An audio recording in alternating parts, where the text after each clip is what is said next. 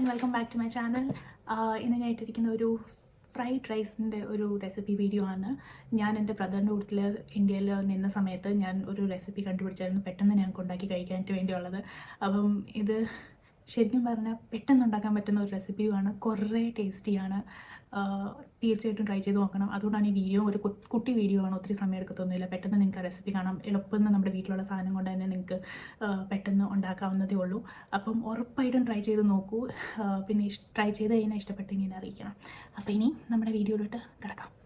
ഞാനിവിടെ എടുത്തെങ്കിൽ 1.5 cup cooked rice, ഒരു വലിയ ഗാർലിക് മൊത്തം തൊലിച്ചെത്തി വെച്ചിരിക്കുന്നത്, പിന്നെ 3-4 തണ്ട് മല്ലിയില അരിഞ്ഞു വെച്ചിരിക്കുന്നത്, ഉപ്പ്, പിന്നെ കുരുമുളക്, ഡാർക്ക് സോയ സോസ്, പിന്നെ ഇത് കറുത്ത എള്ളില്ലേ അതാണ്, അതില്ലെങ്കിൽ വെള്ള എള്ളും ഇടാം, പിന്നെ 6 മുട്ട, പിന്നെ 5 തക്കാളി.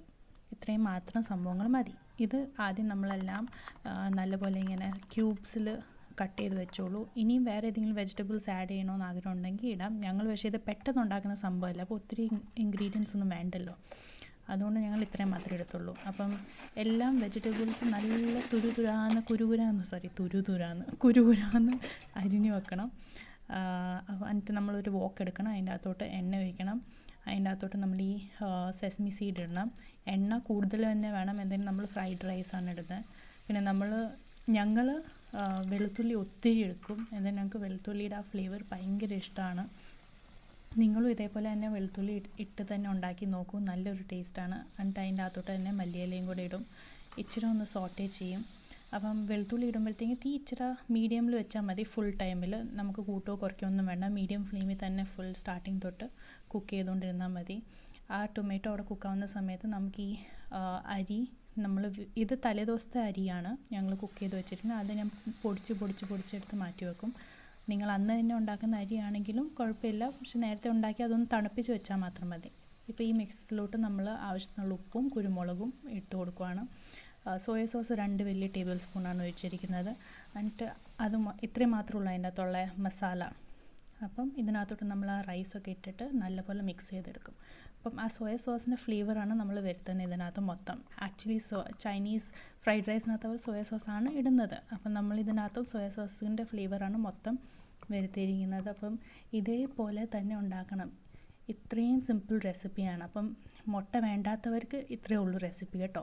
ഇന്ന് ഞങ്ങൾക്ക് മുട്ട ഇഷ്ടമുള്ളതുകൊണ്ട് ഞങ്ങൾ മുട്ട ഒരു പാനിൻ്റെ അകത്ത് ഇങ്ങനെ ഓംലെറ്റ് ഉണ്ടാക്കുന്ന പോലെ തന്നെ 6 മുട്ട പൊട്ടിച്ചിട്ടിട്ട് എന്നിട്ട് പയ്യെ അതൊന്ന് മിക്സ് ചെയ്ത് കൊടുക്കും. ഒത്തിരി ഇങ്ങനെ ഭയങ്കര വിഗ്രസ് ആയിട്ട് ഇങ്ങനെ മിക്സ് ചെയ്തെടുക്കല്ലേ, അപ്പം അത് ഇങ്ങനെ വലിയ കഷ്ണം മുട്ട കിട്ടത്തില്ല.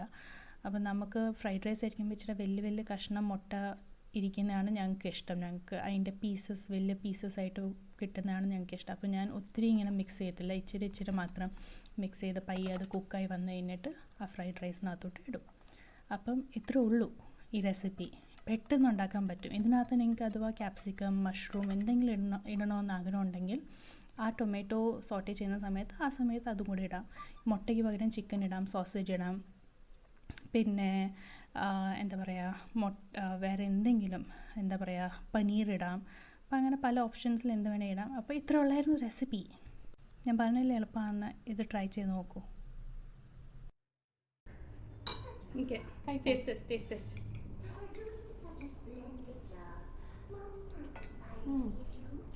बहुत अच्छा बना है।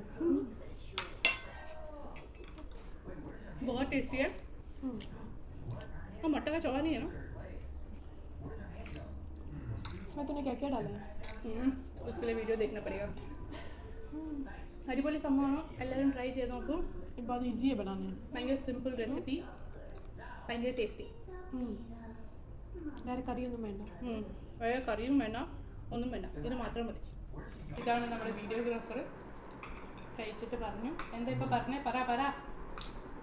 ഗാർലിക്കിൻ്റെ ടേസ്റ്റ് നല്ലോണം ഉണ്ട്. ഗാർലിക്കിൻ്റെ ടേസ്റ്റ് അടിപൊളിയാണ്. ഞങ്ങളുടെ ജെന്യുവൻ ഓണസ്റ്റ് ഫീഡ്ബാക്കാണ് തരുന്നത്. അങ്ങനെ ഒരു അടിപൊളി ഫ്രൈഡ് റൈസ് റെസിപ്പി കണ്ടില്ലേ, എളുപ്പമാണെന്ന് ഞാൻ പറഞ്ഞല്ലേ. അപ്പം ഇനി നിങ്ങൾ ട്രൈ ചെയ്ത് നോക്കൂ. ട്രൈ ചെയ്തിട്ട് അടിപൊളിയാണ് ഈ കമൻറ്റ് സെക്ഷനിൽ പറയൂ, അടിപൊളിയായിരുന്നു നിങ്ങൾ ട്രൈ ചെയ്തെന്ന്. എന്നാൽ ഇത് ആർക്ക് വേണമെങ്കിലും ഉണ്ടാക്കാം, പെട്ടെന്ന് ഉണ്ടാക്കാൻ പറ്റുന്ന ഒരു ഡിഷുമാണ്.